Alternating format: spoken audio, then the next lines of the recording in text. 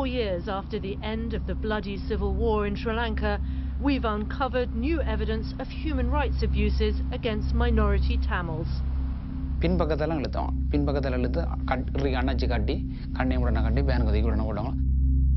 I've been speaking to Sri Lankans who fled the country after being raped and tortured by the security forces.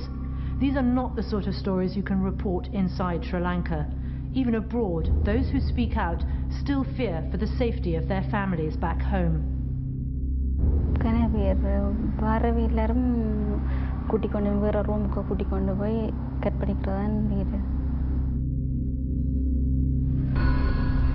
We've talked to women raped as recently as this year. The Sri Lankan government dismisses all this as propaganda, but human rights experts say our evidence needs international investigation. Is it systematic? Is it widespread? There's plenty of evidence to tick both those boxes. What does that mean? It all equates to a crime against humanity.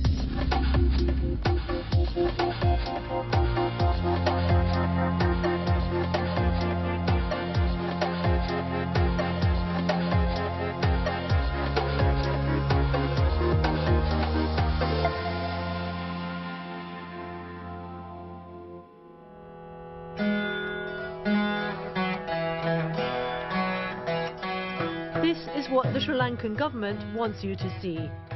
An Indian Ocean paradise. The economy is booming after the war, and for many on this island, life is much better. Hosting more than 50 world leaders for the Commonwealth Heads of Government meeting, this is Sri Lanka's big moment on the world stage. Tamil Tigers have brought fighters from their suicide squad into the open. I was the BBC's correspondent in Sri Lanka from 2000 to 2004. In recent months, I've collected evidence of torture and rape taking place after the war. 12 men and women say they were raped in detention by members of the Sri Lankan security forces as recently as this year. It's impossible to corroborate every detail of each person's story, but we've spoken to doctors, seen medical reports, and in some cases, asylum in Europe has been granted on the basis of their stories.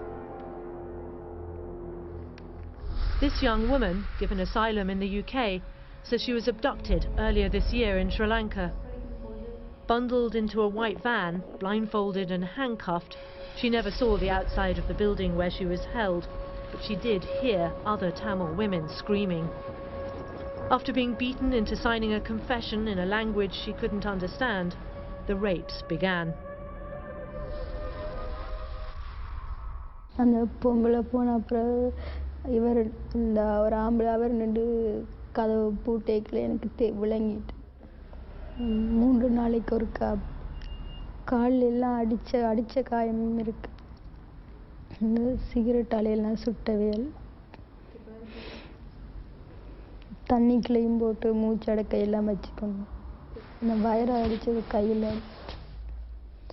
You've come here today to talk to us and to give an interview.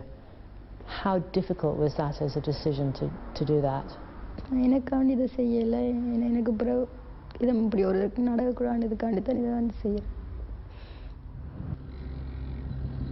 In 2009, the Sri Lankan army crushed the Tamil Tiger rebels, who'd been fighting for a separate state for 26 years.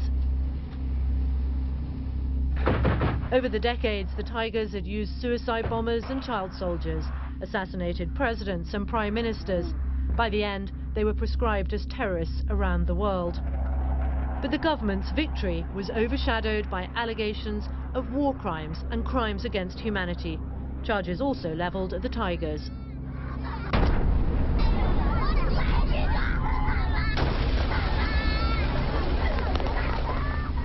The United Nations now estimates up to 40, possibly even 70,000 Tamil civilians were killed in the final months, the majority by the Sri Lankan government. The suffering of those trapped in the war zone was indescribable, as makeshift hospitals were systematically attacked, the UN says, by the government. The Sri Lankan military, however, flatly denies all of this and consistently opposes any international investigation. At victory rallies, President Mahinda Rajapaksa boasted his soldiers went into war with the Human Rights Charter in one hand, a gun in the other.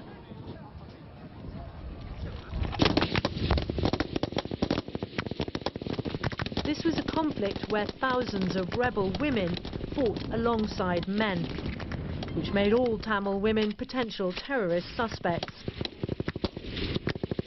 Allegations of sexual abuse by the security forces were common throughout the war.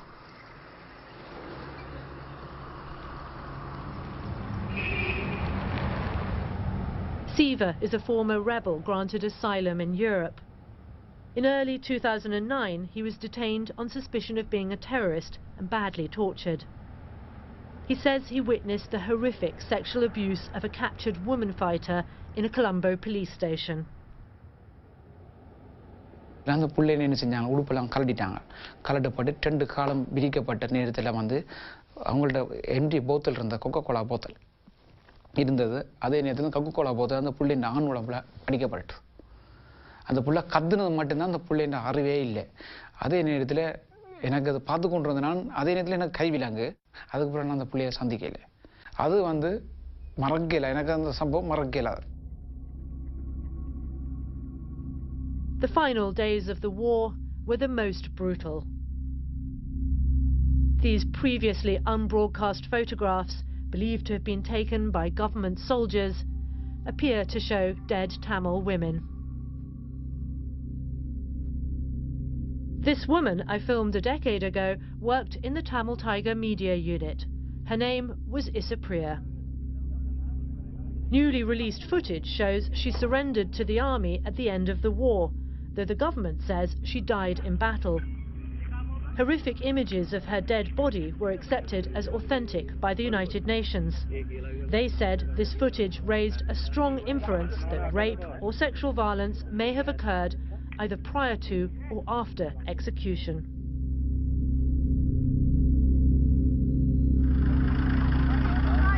In all, some 2,000 suspected women tigers surrendered or were captured by the army and sent to special camps. No outsiders were allowed access.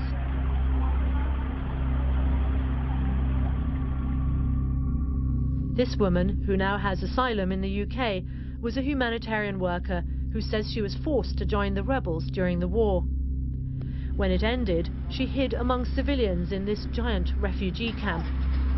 6 months later, she thought it safe to venture out, only to be spotted by an informer at a military checkpoint and detained.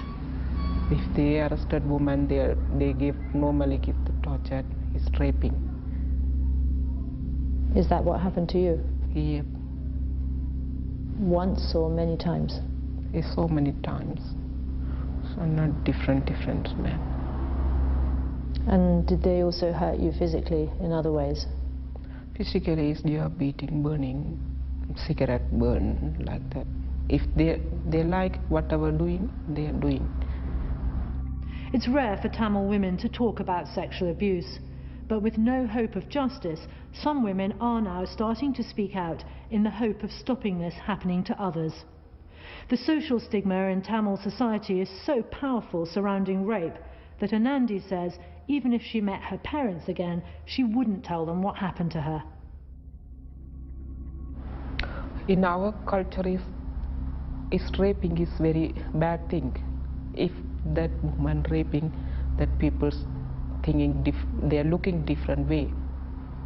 They don't like it, that woman, they don't talk that woman like that is raping is.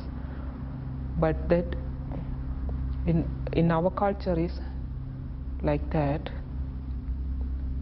but that one is not our fault, is not my fault, my parents' fault, not our fault. The stigma makes it all the more extraordinary that this woman has decided to speak in public about her ordeal, to our knowledge the first Tamil rape survivor to do so.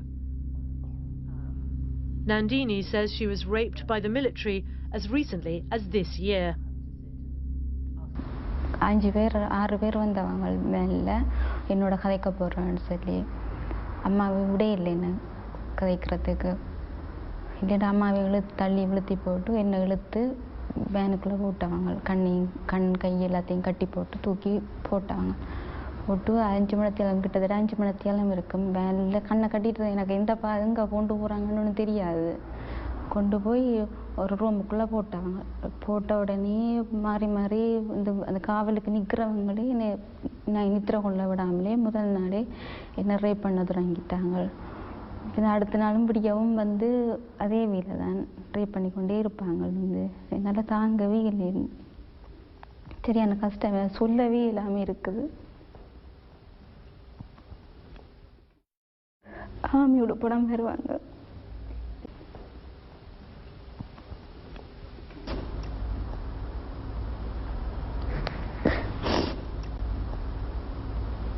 நித்திரை இல்லை. அங்கே நடந்ததுக்கெல்லாம் யோசிக்க நித்திரை இல்லை. மனம் குழம்பிக் கொண்டே இருக்கு. சாவணும் போலே இருக்கு. இருக்க விருப்பம் இல்லாமல் இருக்கு. An independent expert witness who's investigated more than 200 alleged torture cases from Sri Lanka in the past 5 years also examined Nandini. She counted more than 30 cigarette burns on her body, including on her genitals, and corroborated her story of recent rape and torture.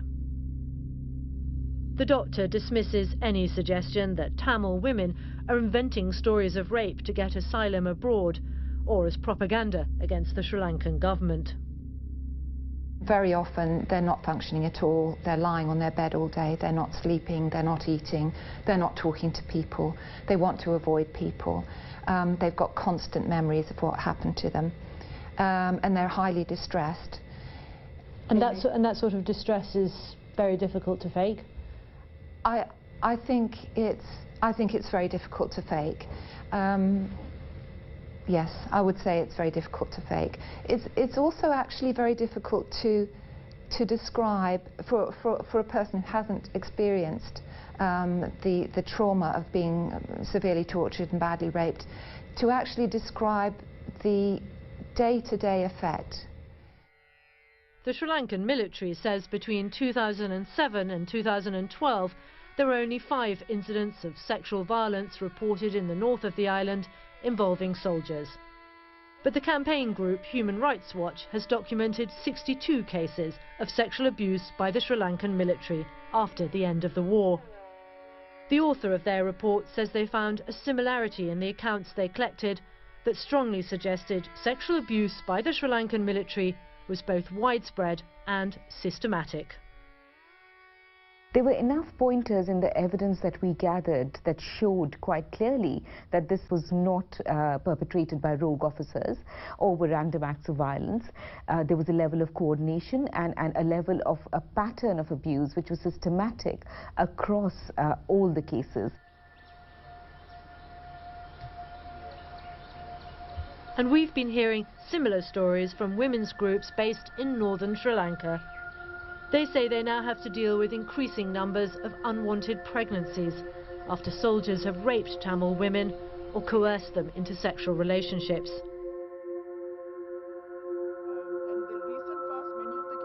This charity worker, who is not a Tamil, is hiding her identity because abortion in Sri Lanka is illegal unless the woman's life is in danger. Sometimes we have to take these women for underground abortions. More often when these women come and we have noticed marks, burn marks and particularly with cigarettes and bite marks on their bodies and scars and wounds and all. Some of them have been kept in custody for 6 weeks, 2 months and raped because they have demanded justice from the Sri Lankan system. Most of the cases happen to be abduction of their spouses. So when they start talking about it, they are abducted. The women have undergone torture and rape. Despite Shabir's account of what some women are still suffering in Sri Lanka, there's only ever been one reported case where Sri Lankan soldiers have been convicted for the rape and murder of a woman, and that was in 1996. Few women are willing to go to court and take on the military. Impunity is exactly what's happening in Sri Lanka. Perpetrators of crimes should be held to account and brought to justice. I mean, that is international law, international humanitarian law. It's not happening. Those people are not being investigated, they're not being tried before a court, and they're not being punished if convicted. So that is impunity. Sri Lanka has made progress on physical reconstruction of the war zone, but building trust between former enemies has been less successful. At the end of the war, the government detained some 12,000 suspected rebels in special rehabilitation centres. These were some of the first men and women to be handed back to their families.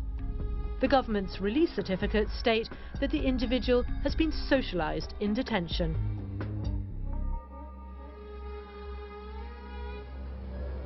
Ravi arrived in Britain this year.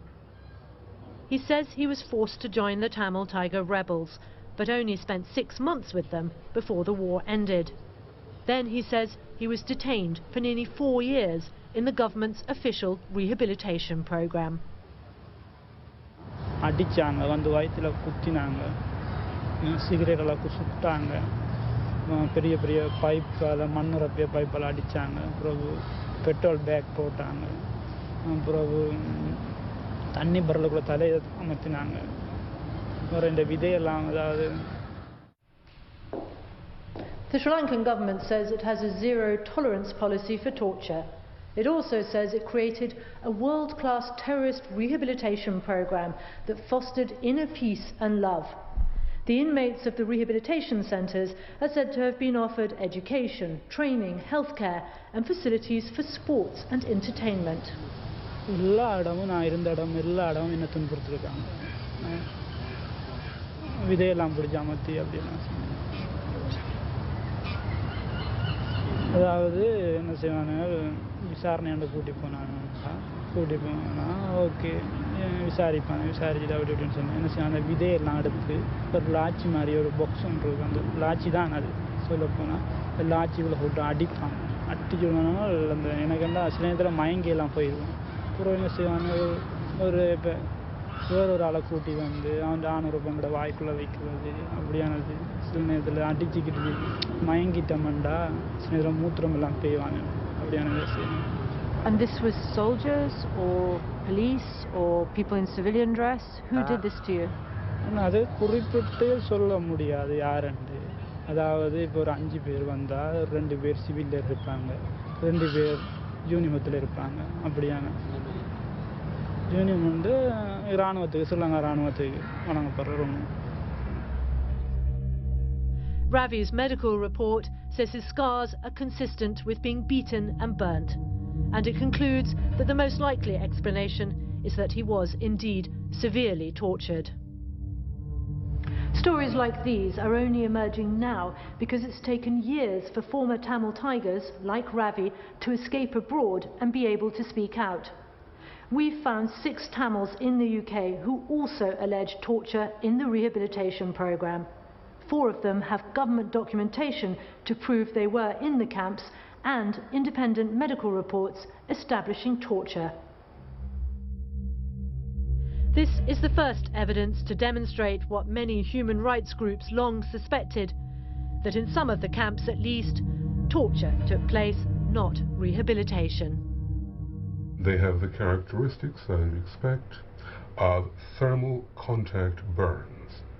This British doctor is an expert on torture who's examined more than 1,000 survivors from different countries. Sri Lankans who've been tortured now make up a large part of his caseload.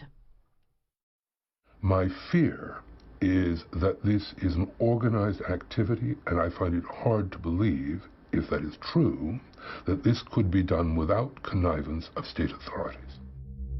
Dr. Arnold and colleagues have examined 100 cases of Sri Lankans in the UK who've been branded with hot metal rods in detention since the war. He says there's absolutely no way these wounds could be self-inflicted, as some Sri Lankan government supporters have suggested. I've heard that rumor on many occasions. Obviously, it would be a convenient thing for the Sri Lankan government for that to be believed. It would be physically impossible for someone to sit still for this unless they're either tied down or anesthetized. And the long-term impact of torture on individuals is devastating. Former rebel Siva describes horrific torture right in the heart of the capital. He has documents to prove when and where he was held. அப்போ நான் இல்லைன்னு சொல்கிறேன், 2 மேசையில் பூட்டி இந்த கையை 2 கையை முழுது மேசையில் கட்டிட்டாங்க. 2 கையையும் எடுத்து உடுப்பெல்லாம் கலட்டியாச்சு. உடுப்பெல்லாம் தாங்களே கலட்டிட்டாங்க. சரத்தனவங்க உடுப்பெல்லாம் கலட்டி போட்டு விக்கெட் புல்லாலும் ஒரு அடித்தவங்க, நாங்கள் இடுப்பில் நேரில் அடித்தவங்க. அப்போ கட்டி போட்டு நேரில் அடித்த கையோடையே நான் கத்துன்னு கத்துனேன். ஐயோ சோறு எனக்கு அடிக்காங்க, ஏலாம் கிடக்கு இவ்வளோ அடி வாங்கிட்டேன்னு கத்துனான். அடித்த கையோடையே என்ன செஞ்சாங்கன்னு சொன்னால், பின்னுக்கு அவன் ஆப்போசிட்டில் எஸ்ட்ரோன் பைப்பு முள்ளு கம்பி வந்து நான் கண்ணால் காணவே இல்லை. அதே நேரத்தில் மேசைகளை தலையை ஓட்டிட்டாச்சு. இப்படித்தான் மேசைக்கெல்லாம் தலை கை இப்படி மேலே மேசைகளை தான் ஓட்டியிருந்தது. அதே நேரத்தில் 1 செகண்டில் எஸ்ட்ரோன் பைப் உள்ளே போயிட்டு, டாய்லெட் வாசலுக்கு எஸ்ட்ரோன் பைப் போயிட்டுது. அதே நேரத்தில் விட்டாவது 7ஆம் முறையில் கத்துனாங்க கையோட எஸ்ட்ரோன் பைப் வெளியில் எடுத்துட்டாங்க. முள்ளு கம்பி தான் இருந்தது. அதே நேரத்தில் முள்ளு கம்பிகளுக்கு எனக்கு பொய் சொல்லி தான் போயிருது. என்னென்னா உள்ள சொல்ல நம்புகிறான் இல்லை, பொய் தான் சொன்னான். எனக்கு ஏலாமல் போச்சு, பொய் தான் சொன்னான். 4 years later, Siva can't carry anything heavy, has trouble walking long distances, and is still on sleeping pills. He can't even talk to his wife about what happened to him. His doctor has no doubt he was tortured. I don't think personally that he will recover from all his symptoms and diseases he has. I think that rest will stay until the rest of his life. He has to try to arrange his life, to live with the pain, to live with anxiety, but I think and I hope that with help of medication and therapies and multiple specialists that it will be more bearable for him. Siva knows exactly who was responsible for his torture. He despairs of ever getting justice. But what purpose does the continuing abuse serve now the Tamil Tigers have been defeated? There was an attempt to instill terror among the population, to ensure that word went out that if they ever thought of going against the state or doing something which is perceived as anti-national, then this would be their fate. We presented our new evidence of ongoing rape and torture, along with existing documentation from the UN and human rights groups, to a leading British lawyer. The cases that you've gathered are striking in that they have common features in relation to how the victims are picked up, what happens to them. Particularly there's evidence of cigarettes being used to burn the victims in order to get compliance and basically to carry out torture. Now the use of cigarettes has long been held to be within the definition of torture, so there's absolutely no dispute upon that. Is it systematic? Is it widespread? There's plenty of evidence to tick both those boxes. What does that mean? It all equates to a crime against humanity, and therefore in cases like this normally you'd be looking at them being referred to the International Criminal Court for further investigation. We put this to the Sri Lankan government. The High Commissioner in London said it was not fair to expect them to respond fully to allegations contained in anonymous testimony. Their written statements suggested our interviewees could have been paid to discredit Sri Lanka or even tortured by the Tamil Tigers themselves. Allegations of systematic abuse are a travesty of the truth, for they suggest that this is the policy of the Sri Lankan government. It is certainly not so, they said. In the Commonwealth, the lone voice of dissent is Canada, its Prime Minister boycotting next week's summit in Colombo. Canadian officials speak of soft ethnic cleansing and say Canada is not in the business of accommodating evil.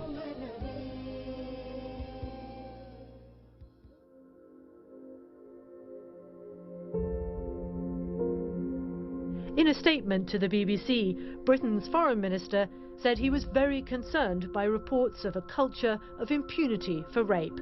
and promised to raise the issue vigorously while in Sri Lanka. For Ravi, the Commonwealth meeting is just another reminder of how much he's lost. He's waiting for the day he can go home.